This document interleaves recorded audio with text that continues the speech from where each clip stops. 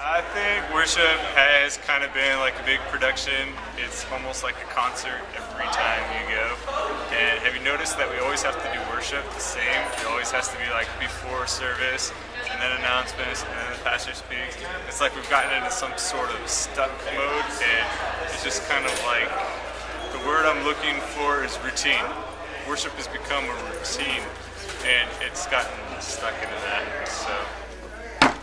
I think it depends on what church you go to. Some churches, I feel like it's a production, but if you can get into worship, I guess, in that kind of setting, that's cool. But it feels like you've lost kind of the intimacy of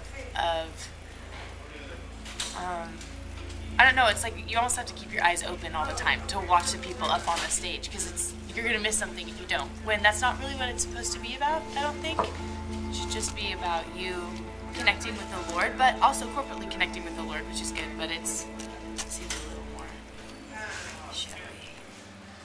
In ways, worship has been turned into a production, but that's mainly because people have lost sight of what the word worship actually means. Worship is actually like worthship, or what you show worth to.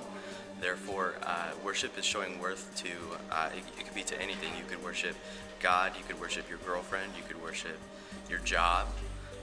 But true worship, the idea behind worship is that we want to worship God with our lives, with our entire lives, not just on Sunday mornings or Saturday nights or whatever. So people have just mainly lost the sight of what the word worship really means. I think as a generation we actually have a really strong, like, as worshipers we're strong worshipers, and we're really passionate, and just because there's a lot of lights or a lot of fog, I don't think that in every situation I don't think that makes it a production. It can be. I think there's some places that it can be, but I think to say that we've turned it into that totally as a church,